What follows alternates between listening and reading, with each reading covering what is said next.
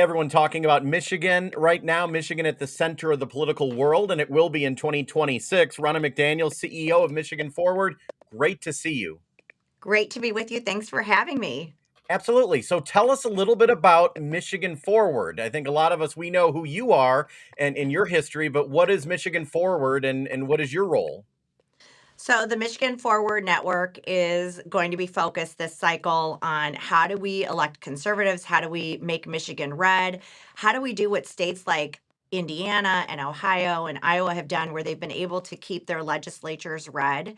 The main focus is going to be the state legislature. So, we're going to have all these people flying in for the governor's race and the Senate race, and we understand that, but we want to make sure we flip the Senate and keep the House and hold Democrats accountable.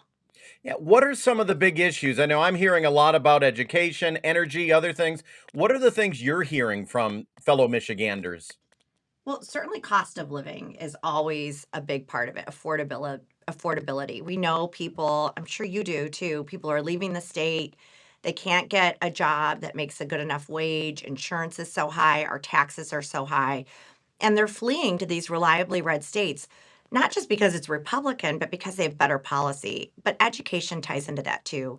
What young family is going to say, you know what, I'm going to move my kids to Michigan when 1 in 4 kids can read?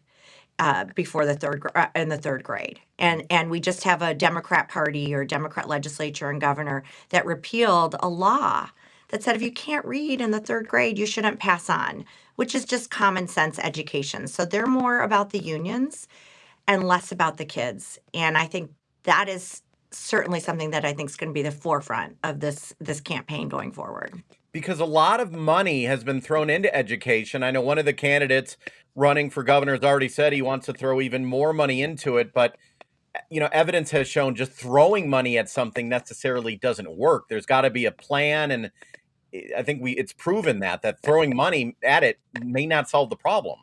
Yeah, you look at the per pupil costs in Detroit, you look at per pupil costs in Michigan. That's not the issue. It's results. And if you have 1 in 4 kids in the third grade who can't read in the state of Michigan, we all know this. You have to learn to read and to learn, right? So, what is your life going forward? And are those kids slipping through the cracks? COVID being a state that was shut down. I know my kids were shut down in high school. There were huge learning deficits that still haven't been recovered.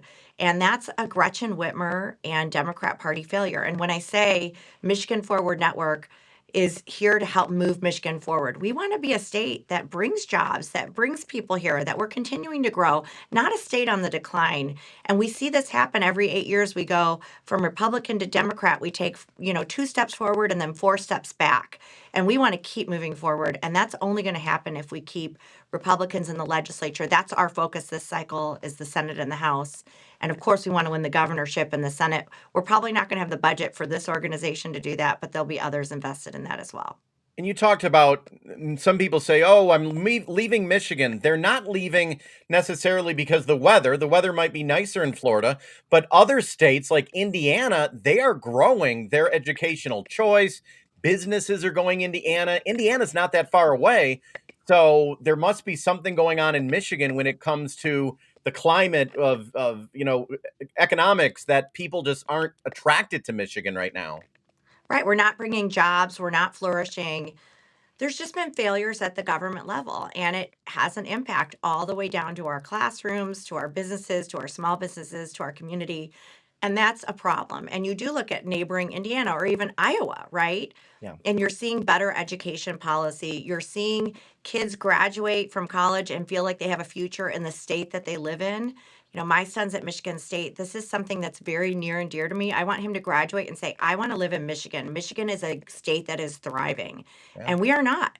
Under Gretchen Whitmer, we have gone backwards. Under Democrats in the legislature, they had the House, they have the Senate. We have gone backwards. And so this is such a pivotal election for the future of our state. When we do have an open Senate seat, an open governor's race, we do have the Senate at stake, and we need to keep the House with a very thin majority. This is a critical election. And one thing I've learned, Dave, is with Donald Trump not on the ballot, our voters do not turn out at the same level. Mm. And so these midterm elections have not been as good for us post Donald Trump because people come out, they're excited about him. He brings a new voter in. We have to be organized and be ready to understand that if we want our state to stay great, if we want to make Michigan great again, we have to be turning out in these midterm elections, and we've got to start organizing now. And that's what I think. I talk to people, and you talk to people too, and they're realizing how important local races, state races are, even the Supreme Court in Michigan. These races are so important, but many times they get downplayed, or people are only focusing on the presidential race, which is fine. But all these other races, even down to the local level, they make a big difference in people's lives.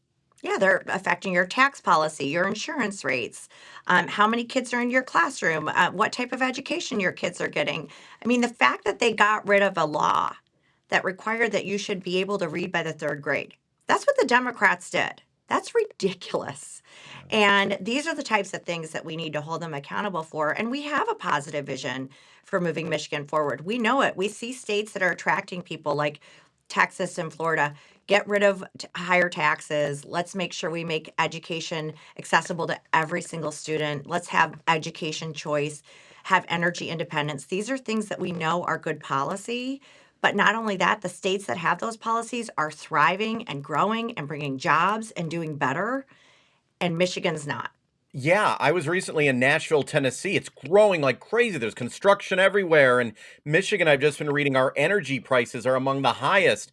And then headlines like Mississippi is now above us. We're 44th in education. I'm from Michigan. You're from Michigan. It's really sad though. It is. It is, and I love this state. So this is why this is a passion project for me. Coming back, first of all, I never left Michigan. Even when I was RNC chair, I lived here. My kids went to school here, public school here. We love the state. I have two brothers who live here, a sister who lives here. Like, this is our home. But Yeah. I want my kids to know the Michigan I knew. And that only comes with consistent policy. So that's why we see states like Ohio that are becoming reliably red. And this organization will be permanent. So we're going to work with the state party. We're going to work with everybody. We're all a team, but we have one goal, which is to make our state reliably red. This cycle, it'll be the Senate and the House, the state Senate and the House, and we'll expand as we grow. But we're going to keep this footprint here because we want our state to be a place that we love, that we can thrive in, and our kids can too. One of my last questions. For example, Ohio and Florida, before an election, you're like, what are they? Are they red? They blue? Both those states have gone pretty much red. What, and we hope you're hoping Michigan can become one of them. Was it the policy that changed that more to red than blue? I mean, Florida policy was huge. I mean, they started investing in education decades ago, right? Charter schools.